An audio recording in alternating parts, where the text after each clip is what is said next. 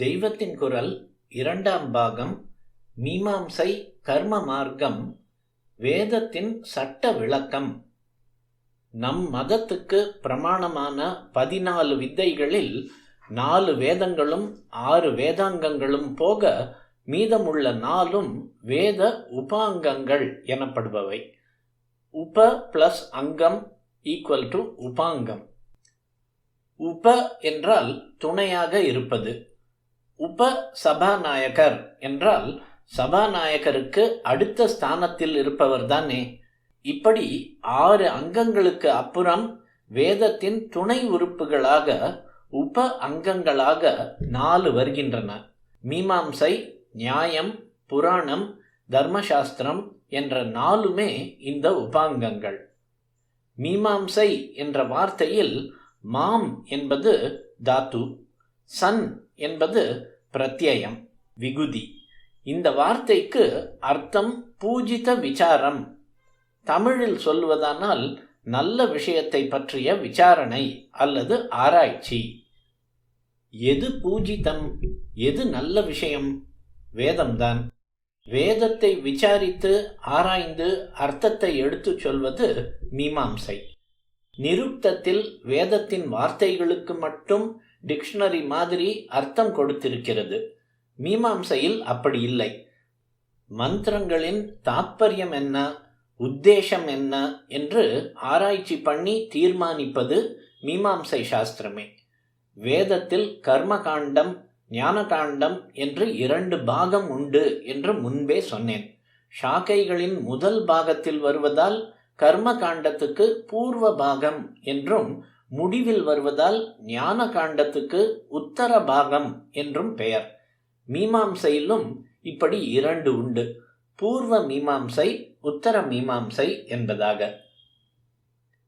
கர்ம காண்டத்தில் சொன்ன யஜ்ஞம் முதலான அனுஷ்டானங்களே முக்கியம் என்பது பூர்வ மீமாம்சையின் கொள்கை. ஞான காண்டத்தில் சொன்ன ஆத்ம சாட்சா்காரமே முக்கியம் என்பது உத்தர மீமாம்சையின் கொள்கை. உபனிஷத்துக்களையும் பிரம்மசூத்திரத்தையும் பற்றி சொல்லும் போதே உத்தர மீமாம்சையை பற்றி சொல்லிவிட்டேன். உத்தர மீமாம்சையான இந்த பிரம்மசூத்திரம், உபனிஷத் இவைகளே பிரம்ம வித்யா என்றும் வேதாந்த மதம் என்றும் சொல்லப்பட்டு அத்வைத்த, விசிஷ்டாத்வைத்த, துவைத்த சம்பிரதாயங்களுக்கு முக்கியமான ஆதாரங்களாக இருக்கின்றன. பூர்வ மீமாம்சைதான் இப்போது நாம் எடுத்துக்கொண்டுள்ள விஷயம். மீமாம்சை என்றாலே பொதுவில் குறிக்கப்படுவதும் இதுதான். உத்தர மீமாம்சைக்கு வேதாந்தம் என்ற பெயர் பிரபலமாகிவிட்டதால் மீமாம்சை என்பது பூர்வ மீமாம்சைக்கே பெயர் மாதிரி ஆகிவிட்டது.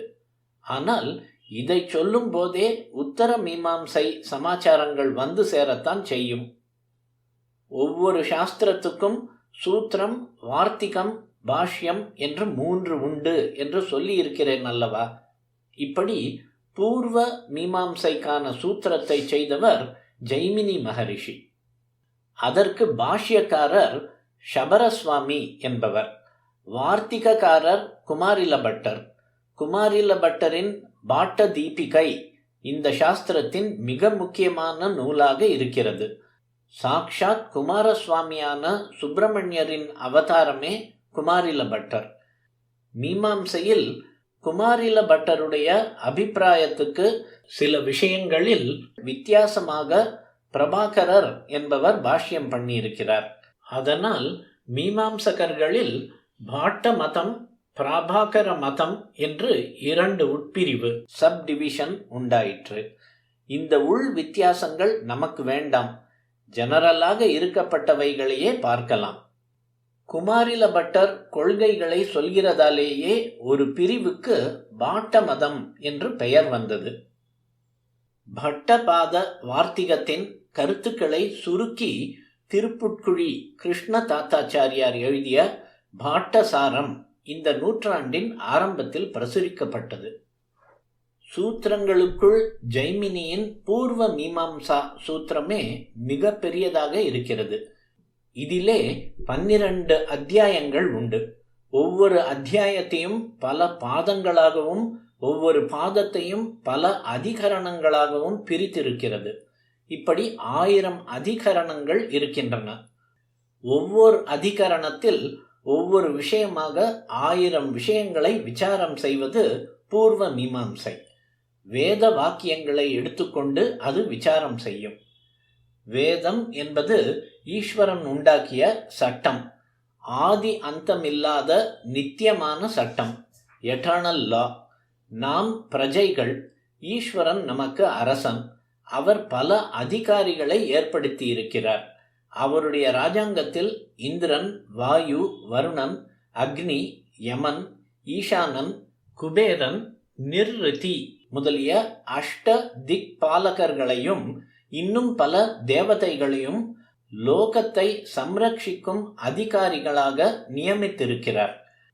அந்த அதிகாரிகள் 14 லோகத்திலும் உள்ள ஜீவராசிகளாகிய பிரஜைகளை ரட்சிப்பதற்கு ஒரு சட்டம் வேண்டும் அல்லவா? அந்த சட்டம்தான் வேதம். அதன்படி பிரஜைகளான நாம் எப்படி நடப்பது, அதிகாரிகள் எப்படி பரிபாலனம் பண்ணுவது என்று ஆராய்ச்சி செய்து அறியலாம். லௌகிகத்தில் இம்மாதிரி சந்தேகம் வந்தால் ஜட்ஜுகள் யோசித்து தீர்ப்பு சொல்லுகிறார்கள், வக்கீல்கள் ஆலோசிக்கிறார்கள். அதுபோல தர்மத்தை அனுஷ்டானம் பண்ணும் வழிகளை எல்லாம் சொல்லும் வேதமாகிற சட்டத்திற்கு அர்த்த நிர்ணயம் பண்ணினவர் ஜைமினி. அதுதான் மீமாம்சை. ஓர் ஊரில் ஒரு வழக்கு வந்தால் அலகாபாத்தில் இந்த மாதிரி வந்த கேஸில் இந்த மாதிரி தீர்ப்பு செய்திருக்கிறார்கள், பம்பாயில் இப்படி தீர்ப்பு பண்ணினார்கள் என்று தெரிந்து கொண்டு அவைகளை அனுசரித்து தீர்மானம் செய்கிறார்கள். அதுபோல ஓரிடத்தில் அர்த்த நிர்ணயம் செய்ததை வேறு சில இடங்களில் எடுத்து அமைத்து கொள்ளலாம். இப்படி 1000 விதமான விஷயங்களை எடுத்துக்கொண்டு எவ்வளவு யுக்தி உண்டோ அவ்வளவினாலும் ஆக்ஷேபனை செய்து அவ்வளவையும் பூர்வ பட்சம் செய்து நிர்ணயம் செய்வது மீமாம்சை. முதலில் ஒரு வேத வாக்கியத்தை எடுத்துக்கொள்வது விஷய யாக்கியா. இரண்டாவதாக அதன் அர்த்தம் இதுவா என்ற கேள்வி சம்சயம். மூன்றாவதாக எதிர்த்தரப்பிலே அர்த்தம் பண்ணுவது பூர்வ பட்சம். நாலாவதாக அந்த தரப்பை ஆக்ஷேபிப்பது உத்தரபக்ஷம். ஐந்தாவதாக கடைசியில் இதுதான் தாத்பரியம் என்று முடிவு பண்ணுவது நிர்ணயம். ஒவ்வொரு விஷய நிர்ணயம் ஒவ்வொரு அதிகரணமாக இருக்கிறது. ஜைமினி செய்தவை சின்ன சின்ன சூத்திரங்களாக இருக்கின்றன. அந்த சூத்திரங்களின் அபிப்பிராயத்தை விரிவாக விளக்குவது ஷாபர பாஷ்யம். ஷபரர் செய்த பாஷ்யம் ஷாபரம். ஷபரர் என்று வேடர்களுக்கு பேர் உண்டு. ஷபரி பூர்வத்தில் வேட ஸ்திரீ என்பார்கள். ஷபரர் ஈஸ்வராம்சம் உடையவர். ஈஸ்வரன் அர்ஜுனனுக்கு பாசுபதாஸ்திரம் கொடுக்க வேடராக வந்தபோது ஷபரராகி இந்த வார்த்திகம் செய்தார் என்றும் சொல்வதுண்டு. ஷபர பாஷ்யத்தை விவரித்து லக்ஷ்மிபுரம் ஸ்ரீ ஸ்ரீனிவாசாச்சாரியார் ஷபர பாஷ்ய பூஷணம் எழுதியிருக்கிறார். 1000 அதிகரணத்தை உடைமையால் பூர்வ மீமாம்சைக்கு சஹசிராதிகரணி என்று ஒரு பெயர் உண்டு. வேதத்தில் உள்ளவற்றிற்கு அர்த்த நிர்ணயம் செய்கையில் பல வகையாக உள்ள குயுக்திகளை போக்கி தீர்மானம் செய்வது இது. பூர்வ மீமாம்சை வேதத்தின் பூர்வ காண்டத்திற்கு அர்த்த நிர்ணயம் செய்வது போல உத்தர காண்டமாகிய உபனிஷத்துகளின் அர்த்தத்தை நிர்ணயம் செய்வது உத்தர மீமாம்சை. பரமாத்மாவை பற்றியும் அதனோடு வேறாகாமல் ஒன்றாவதை பற்றியும் இவை போன்ற வேறு விஷயங்களை பற்றியும் சொல்வது உபனிஷத். அந்த சட்டத்துக்கு பிரம்மசூத்திரத்தின் மூலம் அர்த்த நிர்ணயம் செய்தவர் வியாசர். இதிலே வேடிக்கை, இப்படி உத்தர மீமாம்சைக்கு சூத்திரக்காரரான வியாசரே பூர்வ மீமாம்சை செய்த ஜைமினியின் குருவாக இருக்கிறார். ஞான காண்டமான உத்தர மீமாம்சைக்கு ஞான அத்வைத்த மார்க்கப்படியே பூர்ணமாக ஏற்பட்டுள்ள தைத்திரிய பிருகதாரண்யக வார்த்திகத்தை எழுதினவர் யார் என்று பார்த்தால் அவர் பூர்வாசிரமத்தில் ரொம்பவும் தீவிரமான பூர்வ மீமாம்சைக்காரராக இருந்த சுரேஸ்வராச்சாரியாளாக இருக்கிறார். இவரே பிற்பாடு கர்மாவிலிருந்து ஞானத்துக்கு மாறி சங்கர ஆச்சாரியாளின் சிஷ்யராகி ஆச்சாரிய பாஷ்யத்துக்கு வார்த்திகம் எழுதினார். பூர்வாசிரமத்தில் அவருக்கு மண்டன மிஸ்ரர் என்றும் பேர். இந்த வியாசர், ஜெய்மினி 2 பேரையுமே மண்டன மிஸ்ரர் திவச பிராமணர்களாக வைத்து ஸ்ராத்தம் செய்த போதுதான் ஆச்சாரியால் அவரிடம் வாதத்துக்கு போனார் என்று கதை.